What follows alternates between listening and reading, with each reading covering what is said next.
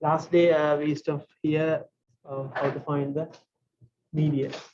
Okay, so I explained you how to find the median. So as I mentioned last time, median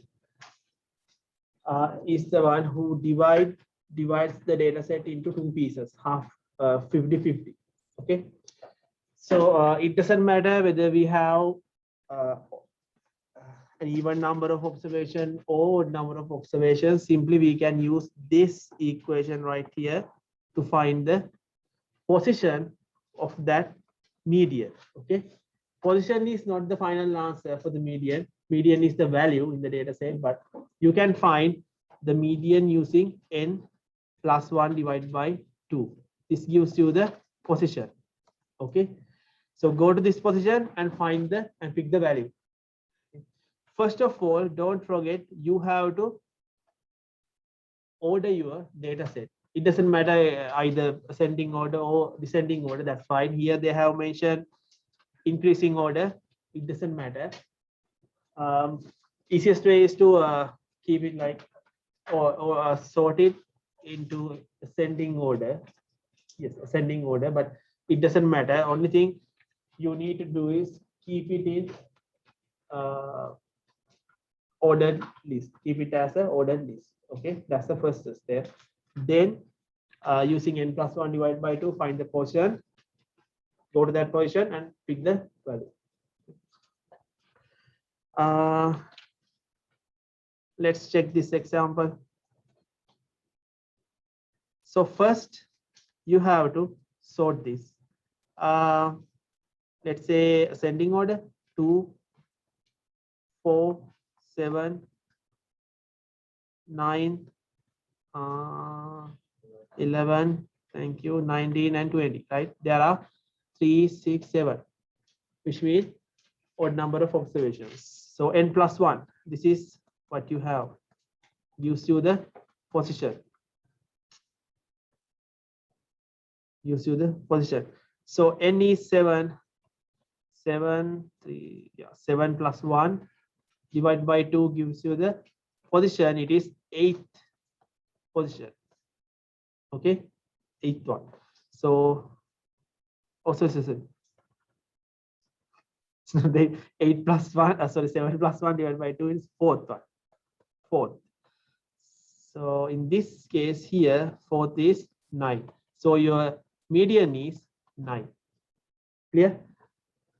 Let's move to an even number case. Here you have 3, 6 observations. So first, yes, you have to order them 25, 25, 27. Oh, sorry, 24 is there. 27, 30, 32. Okay, n plus 1, 6 plus 1 divided by 2 gives you 3.5 position. So there is no position like that.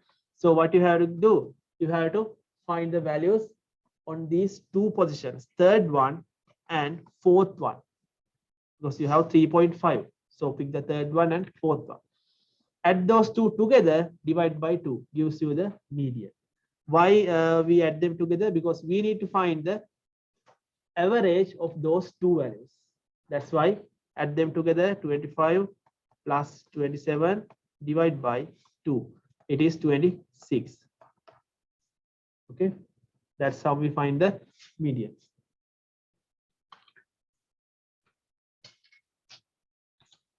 Okay, next thing, I think this is the last one from our central tendency measures.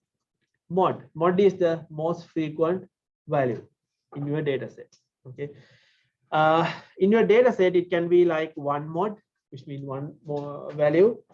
No mod, there is no frequent values greater than 1. Or sometime you may have few mods. Okay, few. I think based on those 3 scenarios we will be having 3 examples in next few slides.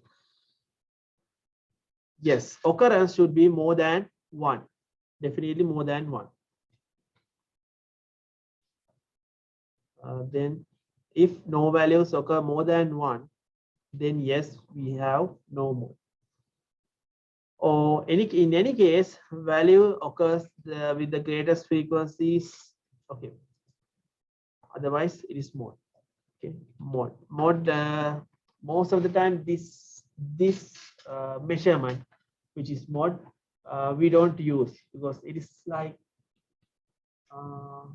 meaningless for some studies. But still, it is a measurement. Okay, to measure the central tendency. Okay. Check this one. For mod, we don't need order list or whatever. Just you can use whatever as it is. Okay. Quantitative, qualitative, again, it doesn't matter. We can use mod, either it is a quantitative or qualitative data. Check this one. I can see when I see this data set or this set, I can see 25 occurs 2 times, which means mod is 25. This one. Do we have frequency more than 1 for this particular or this unique data? No, right? 23, just 23, 24, 25. There are no value frequency is greater than 1. Okay, so there is no mode. Clear? This one, third one, when I check this, I can see 23 2 times and again 27 2 times. Okay, they have equal frequencies, so mod is 23 and 27. It can be many. Okay, check this one, qualitative data set. We don't you don't have to worry too much because I can see CBS, it is everywhere, right? Here. So easily you can say, okay, CBS, in this case, CBS is your mode in this data set. If you need to find the frequency, then you have to count how many times. Okay, there are 2 data sets, separate data sets. They have done the calculations for you. So in this column represents the data set 1. This is data set 2. Mean, median, mode. So mean, for an example, mean of the first data set is 483.85. For the data set 2, it is 474. Okay. When you check these values, you can see mode, the third row. Mode, the value is 300. It is same to both sets. Okay, but other values, mean and median, they are different. Here I just write like this because we need this to our next slides. Here, when you compare the mean from data set 1 and data set 2, you can see like this. Okay, mean in the data set 1 greater than mean in the data set 2. Same here for the median. Okay, why I do this? Because okay, it's in the next slide, but remember this one. Okay. In general, mean is a good measurement. Yes, exactly. It is the balance point of your data set, balance point. Okay, not the midpoint, it's a balance point. But if you have a data set like this, let me write a data set of observations here. Let's consider a data set like 1, 2, 3, 5, 7. 1, 2, 3, 4, 5. Okay, there are 8 observations. Last one is 200. Okay, there are 8 observations. 6 observations. 1, 2, 3. Yeah, there are 6 observations. Last one is 200. Last one is 200. So once you read this or once you see this, you will you may feel that okay, we have some kind of pattern, like all values, first 5 values, they are less than 10 or something like that. They have some kind of explanation or some kind of explanation. But what happened to the last one? Last one is like very far away from the general values. These first 5 values and this value is like they are two different. Okay, so in real life, in real data sets, you will see this kind of mismatches. This kind of mismatches, which means we can say, okay, these numbers are like they should not include into our data set because they mean something else. So 1, 2, 3, 5, 7. After that, it goes up, it jump to 200 or any other values. These kind of values like 200, we call outliers, or there is another name, extreme observations. Extreme observations or outliers, general term outliers. So thing is this, if you have this kind of outliers in your data set, first thing is you should identify them. Okay, but unfortunately in the real life, in this class, that's totally fine. Simply you should be able to identify, simply you can identify those outliers. But when you are dealing with data sets, it's really hard to identify this kind of outliers. So we have a proper mechanism to identify them. Later we will discuss it. But now remember that if we have this kind of outliers, they affect to our calculations, definitely, especially mean. Why mean?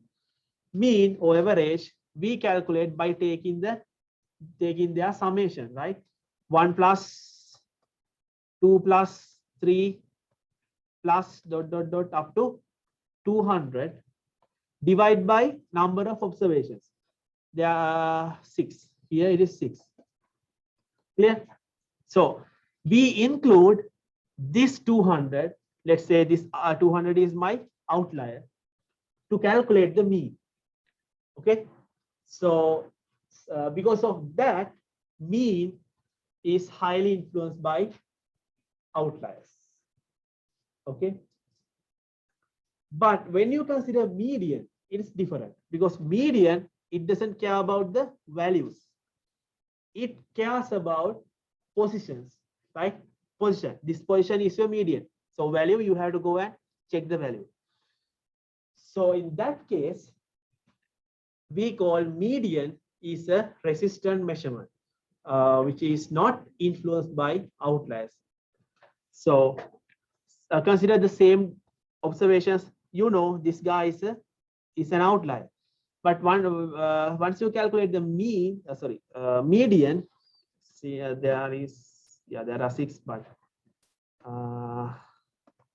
that's fine. You can find the middle position, which is 3.5. 3 and 4 values in the third position and fourth position. 3 plus 5, it is 8, divided by 2, it's going to be 4. So your median value is 4, right? Position of this 200 or this outlier, it matters, but the value doesn't matter. That's why we call this resistant measure. I mean, median is resistant to outliers, or it is not influenced by outliers. Okay. If you have more and more outliers, doesn't matter, that value, median value, will change one by one. So doesn't matter. We can stick to our calculations. But it is not the case when we are dealing with mean. Okay. Here it is 200, but what happened? We have outlier like 2000. So the value, the mean value, going to be changed, right? It's like a change by a huge number. So this kind of outliers, they if they are large enough, they drag the mean to their side. Clear? So in this case, your mean is like very close to 200, right? So if the outlier become more and more large, or outliers become more and more large values, they drag the mean to their side. But with the median, it doesn't happen. Okay.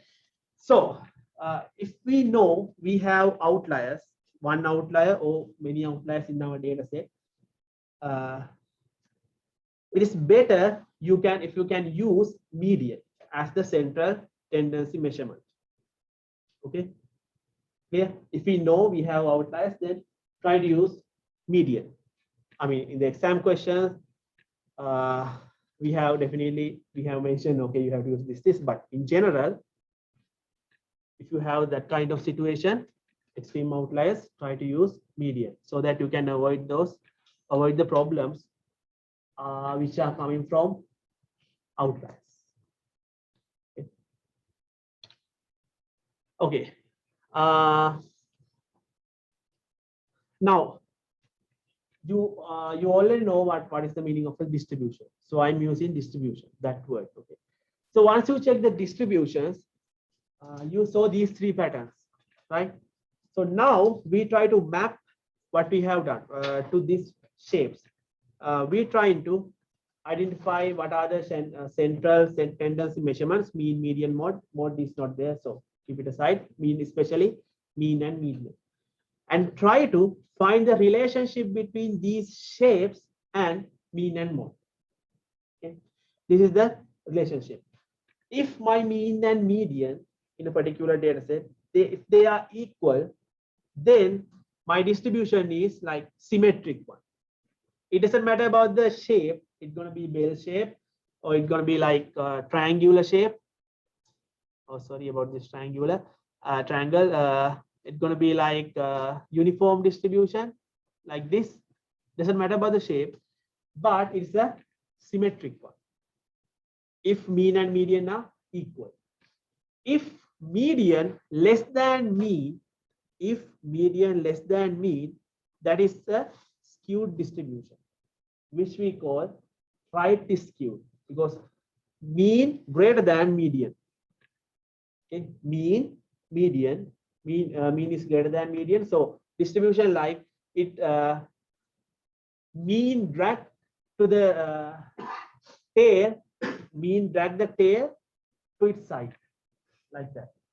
Since mean is in this right hand side, see, mean right hand side, it is a right skew. Mean left hand side, which means median is the median greater than mean, so it is left skewed because mean in your left hand side. Clear? So go back to that table, this table. Don't compare these two together. Okay, don't compare these two together. Just consider one data set for now. See, mean and median of this data set number 1.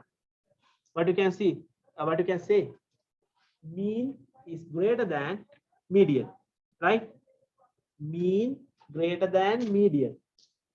So data shape, what is the shape of the data set? It's like tail in your right hand side, so it's going to be a right skew. Clear? I think same applies here. Yes, that's the only thing we can say. Okay, using this, so try to remember this one, so you don't need to worry about the shape if you already know what is the value of the mean and median. So we can simply approximate or simply imagine that, assume that this is going to be this kind of shape.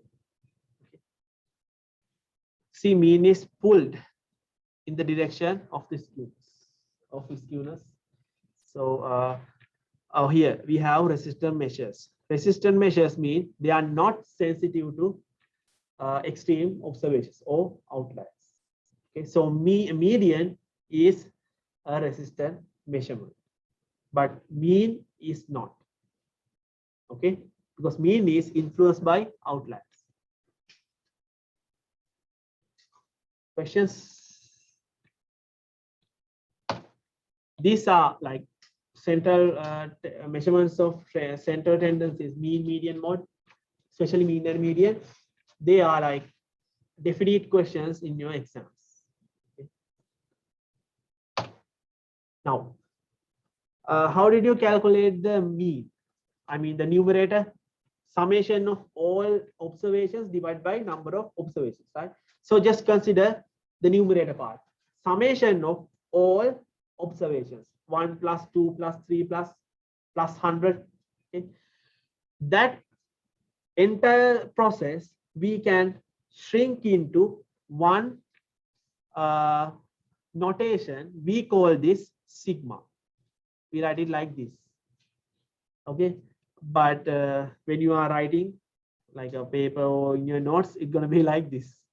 So don't worry about that. Okay. Anyhow, you should know this kind of this notation used to mention the summation. This is the summation notation. Okay. Whenever you see this, then you should know this is summation. Okay. So summation of what? That what part goes to here? Summation of which variables or which values, that goes here. Okay. So consider my observations. Let me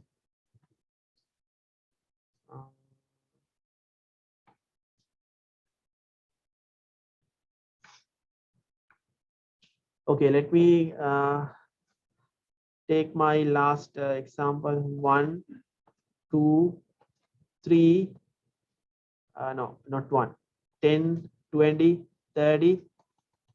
It goes up to, no, I need exact numbers, 40, 70, 90. Okay. So these are the values. These are the observations. So there should be a way to mention, okay, here it is easy. I can say, okay, this is go to the 4th position or 6th position. That's fine. But if you have 1,000 number of data or observations, it's hard to say the position. So to identify the position, I'm going to number them. This is position 1, post 1. This is post 2, position 2, something like that. Okay. And also to mention the set of data, I'm considering capital X is my set of data. So X means these values. So I can write it like this. Do you know set operation set? So that's how we mention it. These are the observations, but that observations I can denote by capital X. So capital X means all the observations, 10 to 90, these observations. Okay.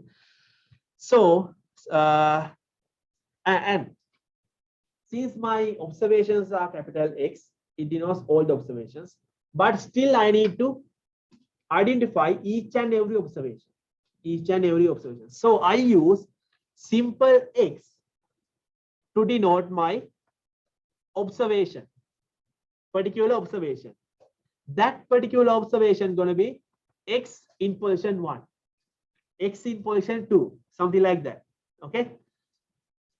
X in position, I'll use POS, pos 1, X in position 2. Okay. So you can see this is very hard. So we replace this position using a letter like I, J or something like that. I'll use this position using I. Okay. So now I can say X1 is my position 1 value, value of the position 1, values in the position 1. X2 mean value in the position 2, X sub 1, but we can skip the sub part, simply X1, X2. Okay. X3 mean what? Value of the value in the position 3. Okay. So we use that idea with this summation notation. Okay. So sum Xi's, but you have to mention who is this guy, where it start from. That's why the bottom of the summation notation we mentioned where it start. It is the I start from 1, goes up to number whatever. Well, here it is 3, 6, 6. Here it is 6 because I have 6 numbers, 6 observations. So sum in this case, in my example here, sum I start from 1 to 6, Xi. Okay, this means simply, let me expand this, x1 plus x2 plus dot dot dot up to x6. What are these x1, x2? These numbers. 10, x1 is the 10. Okay, I'll replace this. This is x1, this is x2, and this is x6. Clear? So this is how we define the summation notation. This is the notation itself, and this is what you can see when we expand this. So now your mean we can replace like this. Your mean equals to summation from I equals 1 to whatever value. Let's say we have k values, xi divide by number of observations. You can see it here. Okay, this is your mean. We have used special notation for mean. Mean equals to, the symbol is x bar. X bar means this guy. See, sample mean. So keep this in your mind. In any place you use or I use x bar, which means that is the sample mean. Sample mean. Okay, don't mix them up. We have a different notation for population stuff, different notations for sample stuff. So sample mean represents x bar, which means summation of observations divided by number of observations. Okay, clear?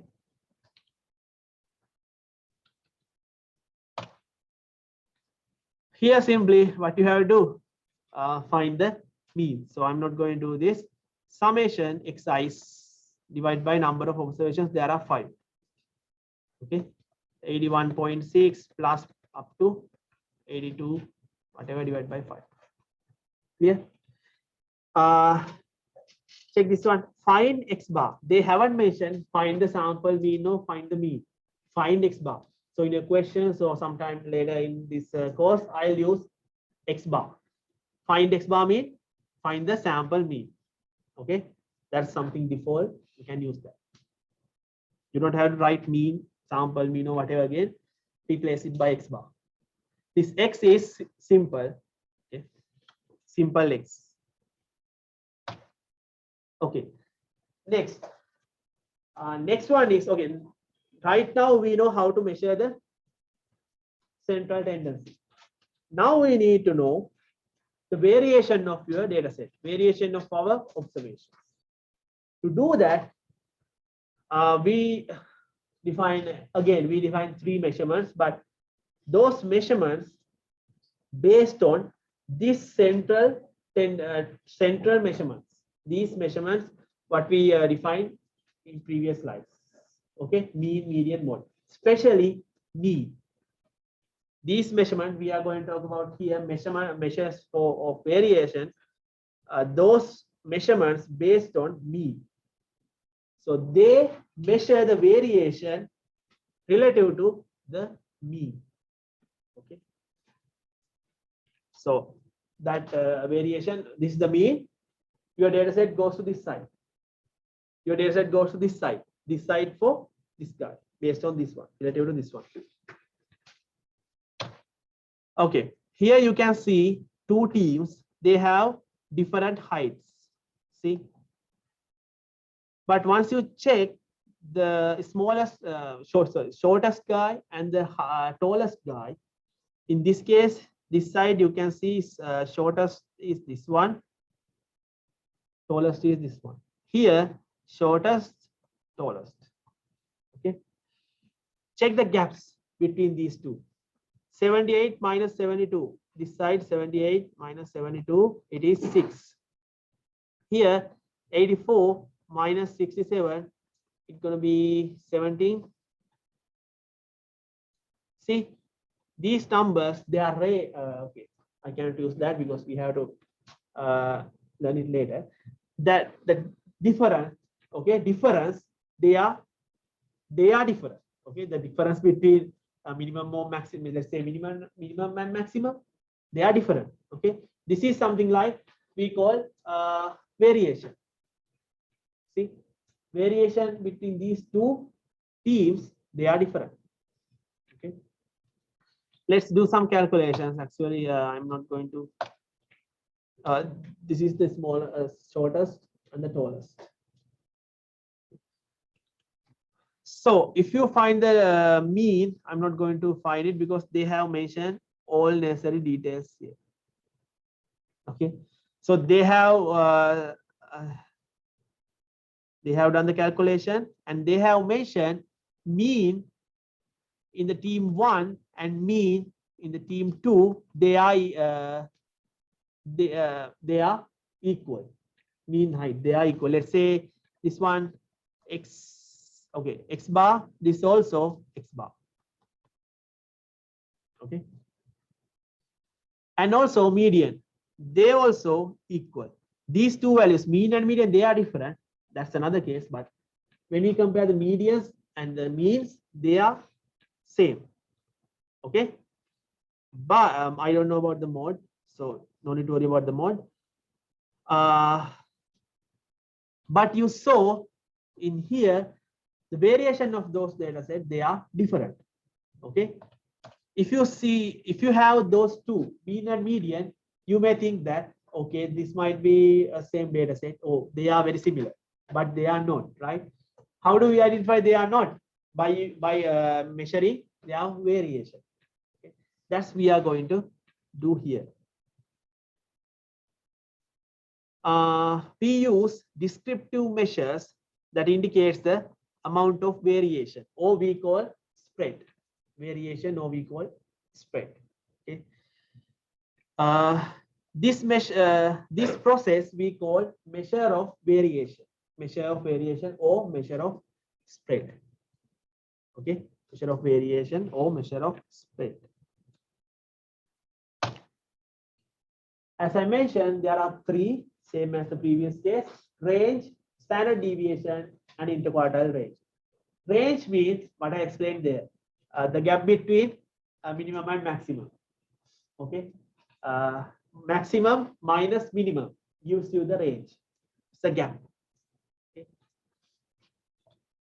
See, maximum minus minimum, or that gives you the range. 78 minus 72 equals 6. So range is 6. Okay.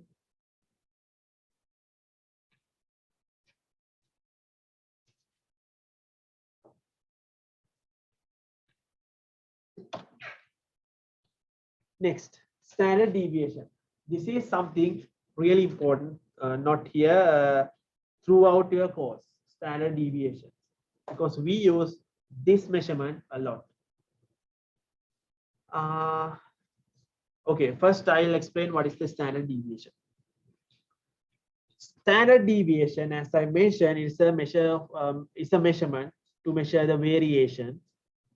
It measures the variation of your data set or your observations with respect to that sample mean, with respect to the sample mean, or with respect to the balance point of the data set or your observations. Okay. Standard deviation takes into account all the observations. It considers all the observations. Since it considering this all the observations, and I told you we measure it with respect to x bar. Okay. So this guy, standard deviation, is also influenced by outliers. Why? Mean influenced by outliers. We use that mean to calculate standard deviation, then automatically standard deviation influenced by outliers. Okay.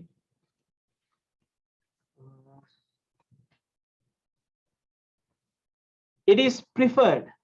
We can use the standard deviation to measure the variation when mean is used to measure the center. If mean is the measurement that you have taken, then you can use this standard deviation. If median is your center of, median is your center measurement, then you cannot use this, because we need mean value to find the standard deviation. So variation and the standard deviation. Variation. Let's say, okay, let's write this variation.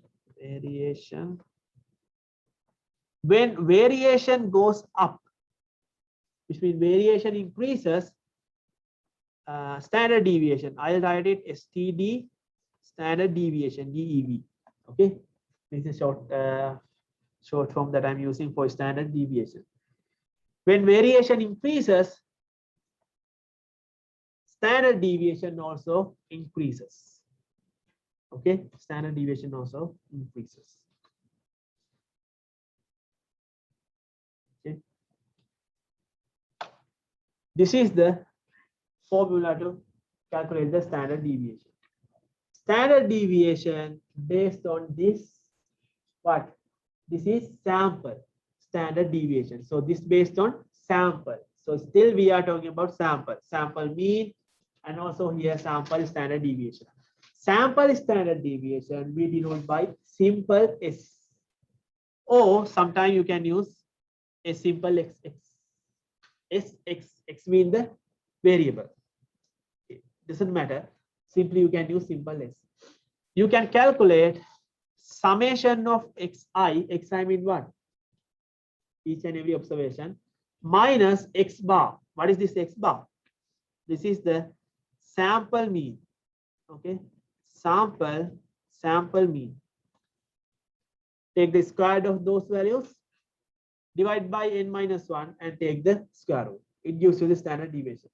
Why we have considered n-1? It is something like this. Always, if you have population and samples, okay, so measurements in the population, let's say I'm going to calculate the mean or median, whatever, on population, on your population. So those values are the exact values, right? Because I'm considering everything that I have.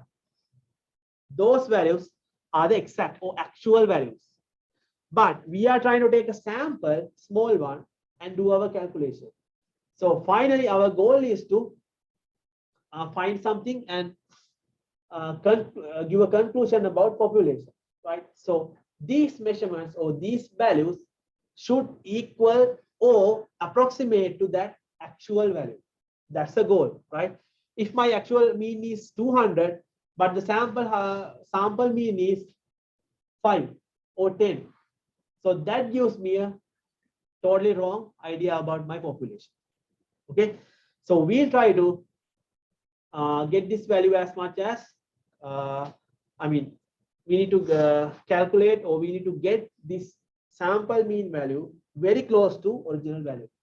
That's we call unbiased estimator. Okay, unbiased estimator. To do that, we use n-1 instead of n. Okay, that's the story behind n-1. So don't worry about the n-1 too much. We use n-1 to keep this simple S or standard deviation as an unbiased estimator. That's the reason. Okay. If you are doing this by hand, you have to do this x1, which means your first observation, minus x bar, your sample mean, x2 minus x bar, something like up to, I don't know, let's say xk minus x bar. Then you will be having a value. You have numbers, so you will be having a numbers. Then take the sum. Take the sum of these values and then get the square root of them. It gives you this numerator. Okay, this numerator. Divide by n-1 and then take the square root. That's how we calculate. But you don't need to do that. You don't need to worry about that, because you can use your graphing calculators in the exam or whatever. In general, we don't do this by hand, okay?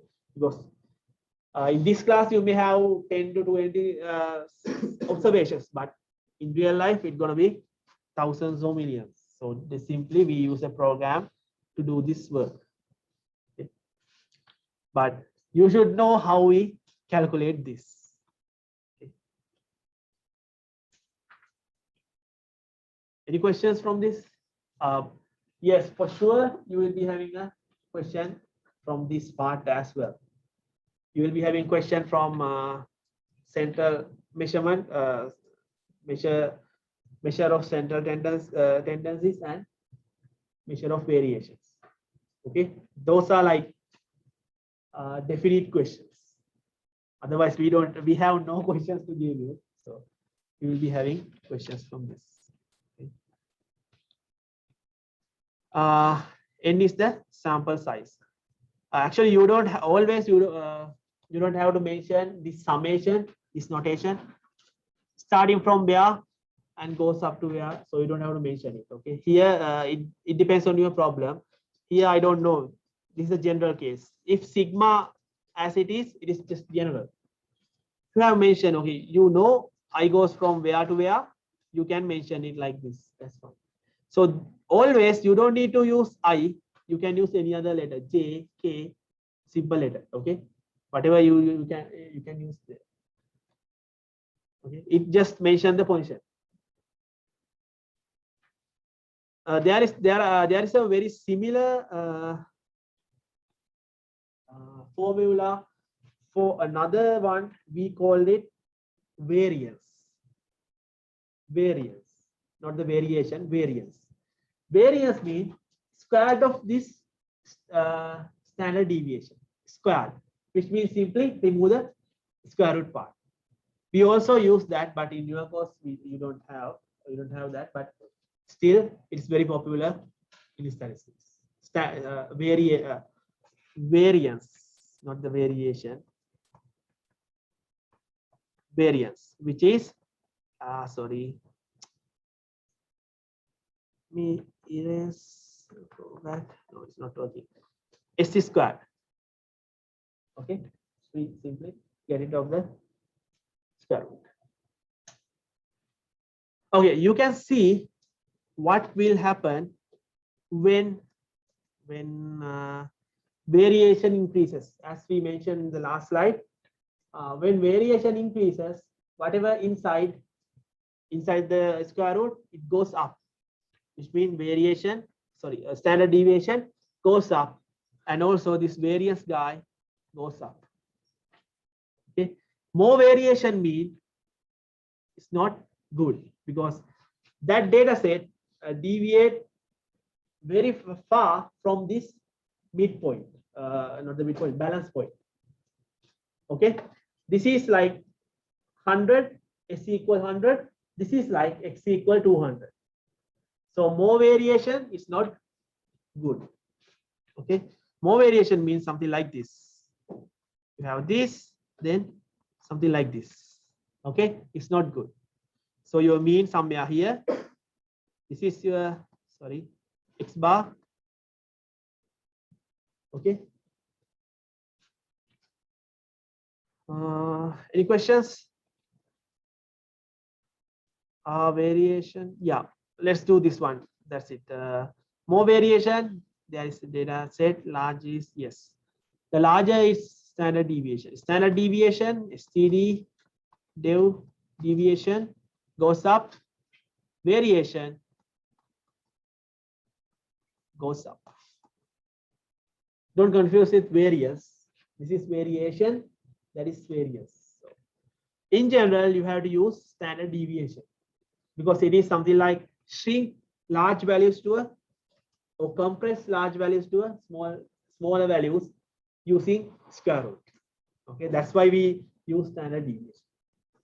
Okay. Next day, oh, hold on. Same thing, okay, but there is another formula to calculate the standard deviation. Simply, you can see it's only change the numerator.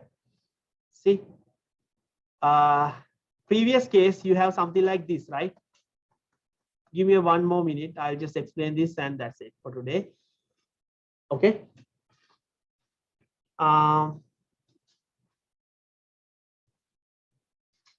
Yeah. So we have some kind of, a process, just simplification, like get the, it's like this, xi squared, blah, blah, blah, here x bar squared, something like that. And we can get this after few simplification, few steps, we can get this. So you can use that one or this one.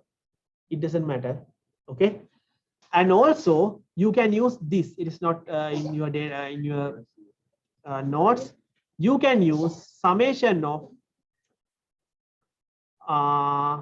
xi squared minus n times x bar. Sorry.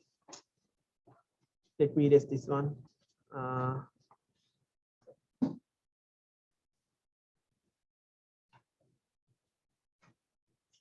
Summation of xi squared minus n x bar squared divided by n minus 1. This is also equals to this one. Okay. Yes. Okay. Okay, I have no time to explain you how we get this easily. You can multiply this guy by n divided by n. That's how we get this one. Okay.